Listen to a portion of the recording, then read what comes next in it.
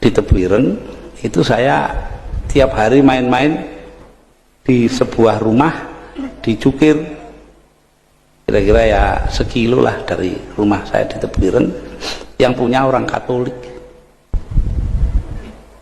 Saking dekatnya, akhirnya rumah itu jadi gereja, dan kalau coro santrinya diwakafkan. Ya lah iya, untuk kepentingan agama. Terus nggak tahu saya kenapa oleh pengurusnya dioperkan kepada Bapak Muhammad Yusuf Hasyim, paman saya. Jadi rumah beliau saya tinggalnya di situ, di Tebuireng itu kan kalau nemoni tamu. Nah jadi di sini kita melihat bahwa ini sudah lama ada di kalangan kita, tidak ada masalah apa-apa. Karena itu kalau sekarang ada yang ributkan Islam dan Islam, saya terang saja bingung juga. Ada pesantren ngalah, itu kan bahasa Jawa toh. Pondok-pondok dulu itu bahasa lokal, enggak ada namanya pesantren ngene ngono itu ya. Pesantren Tebuireng, pondoknya Yai Manan, pondok Singosari, sampai sekarang saya enggak tahu nama bahasa Arabnya. Iya. Oh tahu-tahu setelah tahun 50-an itu loh. Pondok Bahrul Ulum, pondok Mambaul Ma'arif, pondok Mambaul Huda. Saya jadi bingung lah, kok cara Arab kabeh ngene rek. Ya, ini artinya formalisasi kesenangan untuk resmi dari kalangan kaum muslimin. Ini muncul karena apa? Karena kuatnya budaya Arab. Bukan karena agama, ini soal budaya saja. Sama dengan dulu bahasa Jawa, sekarang pakai bahasa Indonesia, kan begitu kan? Saya ingat dongengnya paman saya, putranya ada di sini dengan saya, Pak Abdul Karim Hasyim, adiknya ya saya, numpak oplet, di depannya ada orang bawa kurungan burung, tahun 30-an lah itu. Lalu beliau pikir mau nanya, ini burung apa ini? Ini opo apa? Ini apa ketemu, tapi burung itu loh apa bahasa Indonesia. Akhirnya kalah karo wong Cina sandinge muni, ini peksi apa? Nah itu. Jadi karena itu kita melihat bahwa soal begini-begini kan soal anu saja, soal apa? Budaya saja. Beda memang budayanya. Ayah saya senangannya teori-teori kemasyarakatan dan kenegaraan Islam. Takonono Imam Syafi'i, Imam Hanafi soal beginian warak jawabnya. Adiknya Abdul Khalik Hasyim senengannya tauhid, buat sampai mencret takon tauhid dia jawab. Tapi adiknya Pak Abdul Karim Hasyim itu senengannya adab, sastra Arab. Ya tidak apa-apa, memang bisanya cuma itu. Artinya yang Arab itu, sastra Inggris ya tangan kadung tuwek lah ya. Tapi banyak itu. Di rumahnya beliau itu ada Hamas satu Abi Tamam, itu yang menunjukkan kesenangan beliau kepada sastra Arab. Sastra itu sangat kaya dan sinis. An-Nabi Wadhubiani, penyairnya, mengatakan dia dikuyo-kuyo terus oleh para politisi. Akhirnya dia mengatakan, walasta bimustabiqin akhon la talumuhu ala syu'athin ayyur rijali muwadzabu. Kau bukan orang pertama yang menyakiti saudaranya. Loh itu loh, politisi senengannya lah ngono. Mesti nyakiti saudaranya itu. Ala syu'athin ayyur rijali muwadzabu. Kalau dipikir secara mendalam, memang adakah orang yang sopan? Nah itu, saking sinise itu. Tapi saya lebih senang kepada sajaknya Thurafah ibn Abad, syairnya ini. Dia mengatakan, walastu bihallalitila'i makhofatan walakin mata yastarfidil qawmu arfidi. Aku bukan orang yang sembunyi di balik gentong karena ketakutan. Gentong itu tempatnya di depan rumah apa di belakang ya? Nah, biasanya di dapur.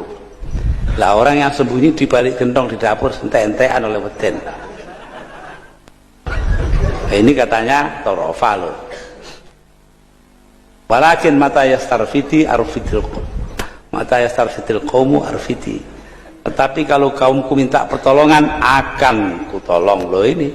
Karena saya tidak berada di gentong, di balik gentong ya saya, kalau kaum saya minta tolong saya tolong. Kalau perlu toh mati nyawa loh. Ini Torofa Ibn Abid sudah begitu. Nah itu ya itu pegangan saya dari dulu sampai sekarang. Tidak yang seperti apa Nabi Ghadzubiani yang sinis tadi itu. Nah, dasar daripada sikap terbuka yang tidak mencurigai orang lain, tidak penuh kebencian kepada orang lain, itu adalah keterbukaan. Karena itulah saya kepada teman-teman agama lain itu ya terbuka saja. Alhamdulillah hari ini kita lihat keterbukaan itu punya apa ya, punya dayanya sendiri. Orang lain yang beragama Hindu dan sebagainya mengajar ke sini ini kan jauh. Saya kan tadi sudah bilang tempatnya desa ini loh. Itu mau naik kendaraan datang kemari. Ini apa yang mendorongnya? Karena ada rasa kecintaan di antara sesama umat manusia. Itu yang penting. Lah dari mana ini? Timbulnya dari sifat kebangsaan kita. Kita ini bangsa yang ditakdirkan Allah hidup bersama-sama walaupun berbeda-beda. Istilahnya pluralitas budaya. Banyak sekali majmu'atus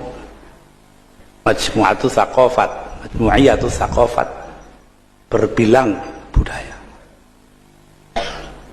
Inilah yang membuat bangsa kita bangsa besar. Katanya Bung Karno meminjam Ernst Renan, seorang filosof Prancis, perbedaan itu la différence et raison d'être de nation. Perbedaan itu adalah alasan berdirinya sebuah bangsa. Loh, alasan kita jadi bangsa yang satu, bangsa Indonesia itu kan karena perbedaan différence itu, bukan karena apa-apa. Maknani bahasa saja beda-beda kok. Ada orang naik sepur kayak baru zaman dulu dari Gubeng Surabaya, kamar mandinya penuh orang, jadi dia tidak bisa buang air kecil.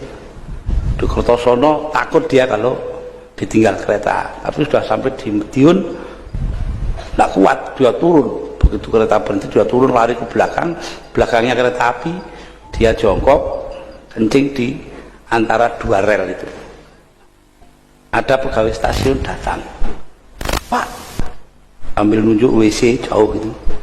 Kalau kencing yang jauh sana, kita kan paham itu ya di WC gitu kan. Tapi orang itu lain pahamnya, masa dari Surabaya ke Madiun kurang jauh. Loh, kok kadar jauh itu loh, kok bisa berbeda penafsirannya itu. Padahal barangnya sama atau yang diomongkan, tapi lain beda ya. Berbeda-beda penafsiran. Inilah yang terjadi. Saya tidak masuk politik lah, soal PKB itu kan juga beda pengertian saja ya. Walaupun beda pengertian ya harus ada persamaan apa itu pemahaman. Jadi karena itu kalau kita melihat kepada agama kita itu isinya perbedaan tok. Inna khalaqnakum min dzakari wa untha wa ja'alnakum syu'uban wa qabaila lita'arafu. Inna akramakum 'indallahi atqakum. Sesungguhnya telah kuciptakan kalian menjadi perempuan, lelaki dan perempuan. Wa ja'alnakum, dan kujadikan kalian berbangsa-bangsa dan suku bangsa agar saling mengenal. Loh itu loh, usulannya disuruhnya itu saling mengenal kok. Artinya buka universitas seperti ini kan. Inna akramakum indallahi atqakum. Urusan kamu di surga nanti itu atau di akhirat itu urusannya Ketakwaan kamu kepada Allah tidak ada urusannya dengan soal-soal lain. Nah, jadi di sini kita kalau pondok apa itu namanya ngalah ini punya perguruan tinggi macam-macam begitu, ya itu tidak lain mengamalkan apa katanya Al-Quran. Tidak kok ngawur, tidak ada dasarnya. Perkara diruya ini nggak tahu saya. Jangan ada ya ini tadi sudah bilang inna khalaqna wa ma arsalnaka illa rahmatan lil alamin. Mungkin itu tok, mungkin juga tambah yang ini. Ya saya tidak tahu. Itu urusan dialah. Nanti itu sama dengan soal keuangan. Saya juga tidak boleh ikut mikir. Katanya dokter sampai nanti sampai tahun 4000 tidak boleh mikirkan uang. Oh gitu. Ya mungkin kawan.